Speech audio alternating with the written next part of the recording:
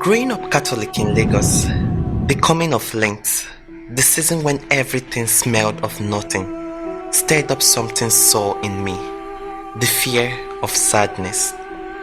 A rust of recursive interest, a furious blink at the memory of Ijeoma's small head, swathed in a sick multicolored veil that ended in two flying drops behind her like banana peels, dragging me to St. Paul's Church, Ebutemeta, for Stations of the Cross.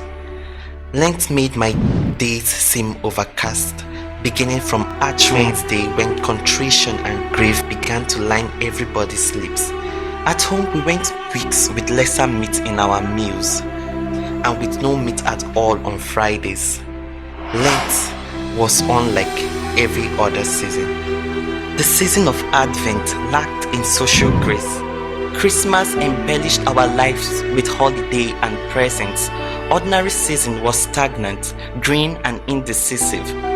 Lent, with all the unsubtle ways in which it seems to demand the rumors and almsgiving we owed God, gave a sense of irretraceable loss, so that Easter, with the clamor of bells and energized music, became this, a reward for faithful endurance. Each year I felt like I was going to die within this time of my torturous longing for Easter to come and intervene, so that these modes at St. Paul's Church during Lent would loosen up, the sanctuary stripped of its pristine glory, the Marian grotto looking impoverished, the lantern hymns that lighten up remorse, the late afternoon sun that hung low and idle in the sky outside and stained the church building a hazy, mournful yellow. One extra Lenten season in a year, and I would be suffocated by boredom. I would die. Someone had to be blamed for the existence of Lent. Perhaps Pontius Pilate, who stretched out nose on the Stations of the Cross frames, marked him out as a fraud, a wicked fraud. And the soldiers too, these men depicted as shroud-eyed and haggard-faced men in tight dresses and tight sandals. I was angry with them.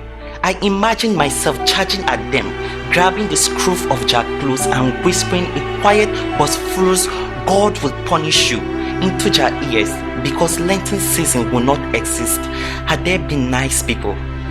I thought they had somehow bullied us into carrying the burden of recounting this tragedy every year in form of Lenten season, a tragedy they could have avoided by simply minding their business instead of killing a son of God. They should have known better. Among the most dramatic parts of the liturgy was the 12th station, Jesus dies. Chilled silence hovered around the building, and all knees and necks bowed down. The dust-encrusted ceiling fans could now be heard rattling away, a lonely noise. Time seemed to stop because Jesus' heart had stopped, and everything in me cried during the stretch of the grumble silence. Jesus died, and a liquid of light of orange yellow filtered through the windows as though the clouds suddenly parted and the sunlight came out afresh.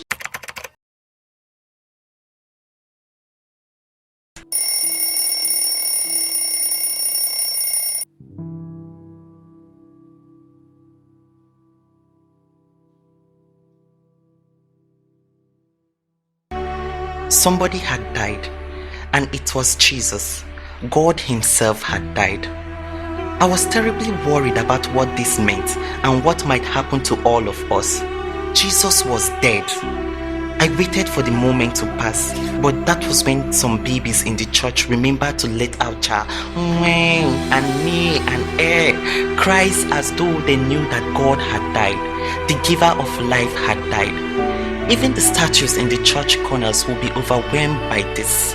Their smiles seemed to shrink, fade, then they became stilled and stunned. On the left arm of the church, I remember Saint Anthony and the baby in his arm suddenly stopped being fond of each other at that moment, and the sad feeling was leveled amongst every statue else in church, because Jesus died. After the blessing, when the sun had fallen behind the church building and the fluorescent bulbs on the walls were starting to blink, I exchanged silently happy glances with my sister. We prayed in our hearts that Mom would not complain. privileged us to wait for the evening mass, which followed after the Stations of the Cross. We did not want to be stuck in a church with remorseful people who sang, "By my sins I have deserved death and endless misery." People who were sad when they came into church and more sorrowful when they went out, crushing themselves with holy water. After the Stations of the Cross, without waiting for our mother to decide, a bell clanged from the sacristy and a procession of gloomy-faced people draped in purple flowed into the church, ushered forward by a lukewarm song. Everything in me cried as I inhaled deeply and did not smell anything, and darkness will come as slowly as morning had, and the nights will be darker for me, whether there was a moon or not.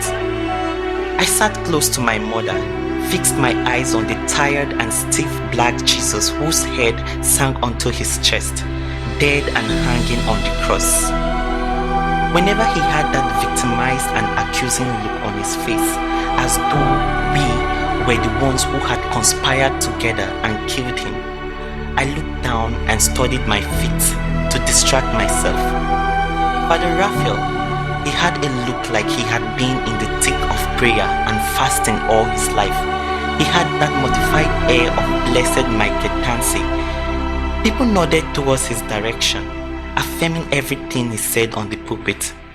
He seemed to ensure we had enough sins to keep us haunted until Easter. Thank God I felt asleep before he ever finished any sermon, no matter how short. As weeks passed, the Stations of the Cross became even more funereal. The crowds of people in church grew thicker, the lines for Saturday confessions would be longer, statues would be wrapped in deadly purple during Holy Week. Sadness picked up here and there. Easter needed to intervene before I suffocated to death. The aftermath of this childhood drama became a moment of grace for me. It was a thought about a vulnerable and wounded God that converted me over the years and unfolded the significance of God's humanity in my life. It was that vulnerable vision of Him that radically changed everything and helped me see Him as He truly is. It is in His brokenness that I began to see His godliness and wholeness. It was a thought about the weakness of a powerful God, the life giver who did not make himself hard to kill. The thought about a God who, through his sufferings, knows the wounded reality of my inner world without effort of memory. It was the repeated thinking about a God who, in the words of Henry Nouwen, fulfilled his mission not in action but in passion, not by what he did, but by what was done to him. Not by his own decision, but by other people's decision concerning him. He is the one whom Abad Dolan says he was not the victor, he was the victim, and paradoxically, this would turn out to be his greatest achievement. From the point of view of the world around him, Jesus was a failure. Nothing turned the world of his time upside down more radically than treating this kind of failure as a success. This year, this God comes to me, smiles at the nothingness of my childhood, sits in the presence of his priest in the confessional and watches me with a faint relish on his face. He sees me through the crystal glasses of tears. Offense is one thing, he says. Forgiveness is quite another thing. And I see myself reflected in his tearful eyes. My self-reliance has failed me, I say. My honesty pushes compassion out of his face. His love comes through in every word. Has the world been so unmerciful to you that you do not even know how to show your own mercy? I am the model of mercy. I am forgiving, and the love I bear is held from no one.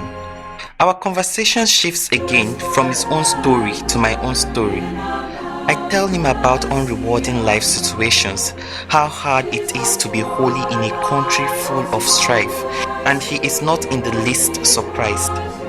He beckons on me, "Come to me, you are enough. Let me see your inner handicaps. What is it that brings out the worst in you?" A tired smile flickers across his lips as he gathers me close to himself and hugs me for a while. He shows me his wounds. He shows me the holes in his hands and tells me to show him the scars in my own life. I fall in love with him afresh. I am willing to serve this vulnerable God. Now go. Go and witness to my love through your own brokenness. And as I recite the art of contrition, I am very sorry that I have sinned against you. He rips the fabrics of my sinfulness apart as though it were a dusty old rag. Now you are free, he says. You are truly free.